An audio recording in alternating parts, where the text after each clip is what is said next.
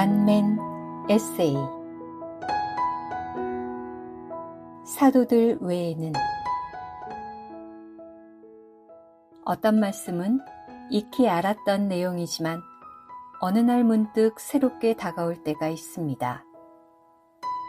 아침에 사도행전 8장을 읽는데 사도들 외에는 이라는 말씀 1절이 마음에 긴 여운을 남깁니다. 오순절 성령의 강림으로 생겨난 예루살렘에 있는 교회는 베드로의 복음 전파로 하루만 해도 3,000명의 사람들이 더해지는 등 큰 부흥을 맞이합니다. 하지만 곧 이어 유대인들의 박해가 교회에 가해졌습니다. 그 중에서도 특히 다소의 사울은 스데반이 돌로 쳐 죽임 당하는 현장에 있었고 집집마다 들어가서 남자나 여자나 가리지 않고 끌어내어 감옥에 넘겨줌으로 교회를 파괴했습니다. 이것이 아래 말씀의 배경입니다. 그날에 예루살렘에 있는 교회에 큰 박해가 일어났다. 그래서 사도들 외에는 모든 사람이 유대와 사마리아와 전 지역으로 흩어졌다. 사도행전 8장 1절. 이 땅에 출현한 주님의 몸인 교회는 영적인 어둠과 사망으로 둘러싸인 빛과 생명의 영역입니다. 그러므로 초대교회가 출현한 이래로 끊임없는 도전에 직면해야 했습니다. 밖으로는 위 다소의 사울의 예처럼 직접적인 박해, 그리고 안으로는 교회 구성원들의 옛사람의 요소에서 나오는 온갖 육체의 열매들은 교회가 교회로서 존재하는데 큰 위협 요소가 되어 왔습니다. 그럴 때마다 상대적으로 영적으로 성숙한 한 무리가 복수의 장로들이 되어 그 공동체의 간증을 짊어지는 기둥 같은 역할을 하는 것입니다. 특히 예루살렘 교회는 최초의 지역교회로서 주님의 사도들이 다 그곳에 있었고 그 중에 어떤 이들은 베드로처럼 장로직을 겸하기도 했습니다.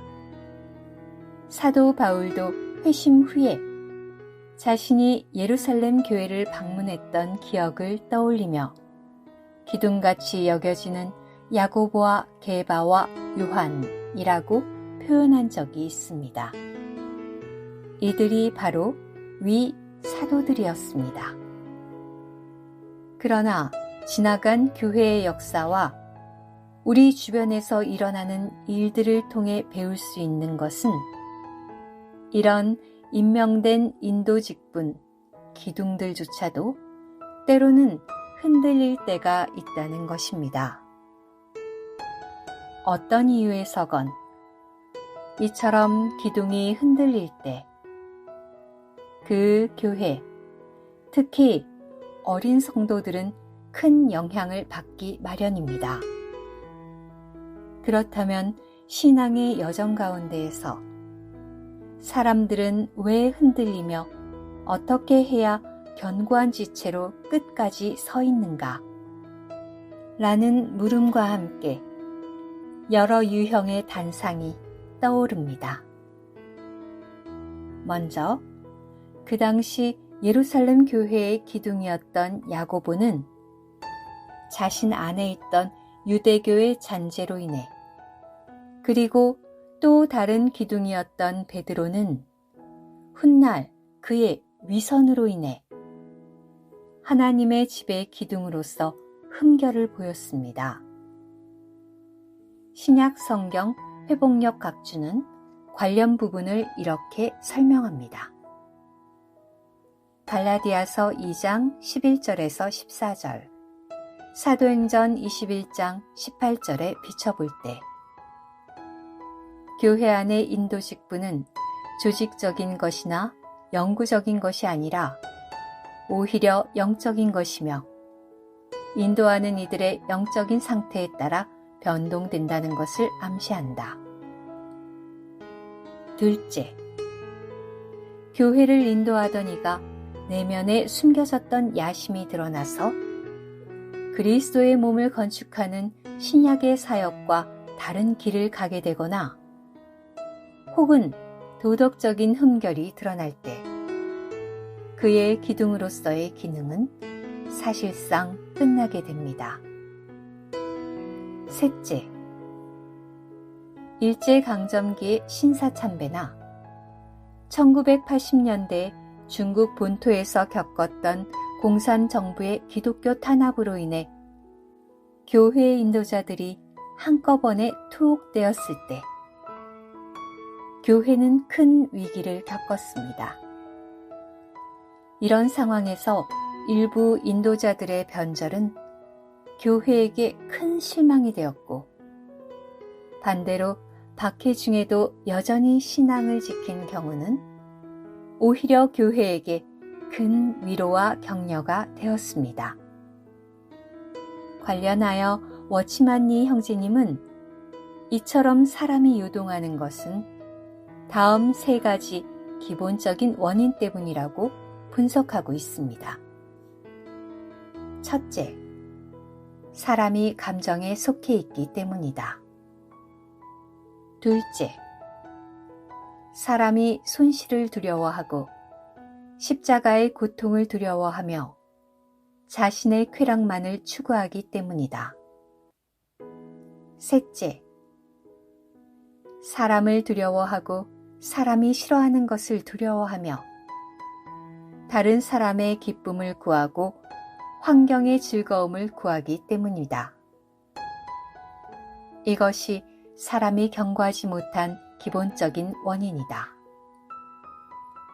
마지막 때인 지금을 묘사하는 계시록 2장에서 3장에 나오는 지방교회들에는 임명된 장로들이 보이지 않습니다.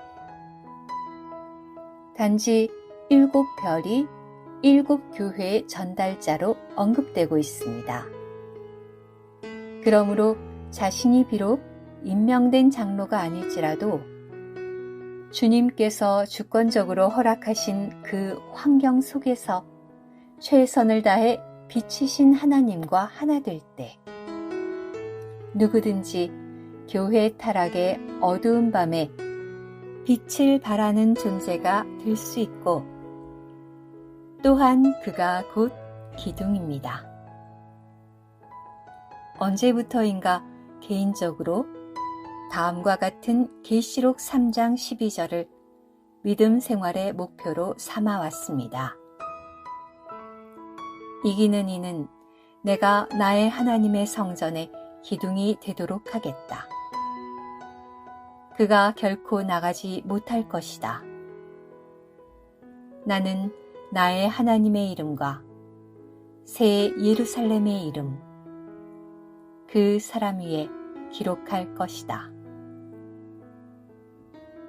계시록 21장의 새 예루살렘과 달리 위 말씀은 천년왕국이 시작되는 시점, 즉 교회 시대의 끝에서 이미 새 예루살렘이 된 자들을 가리키는 것입니다.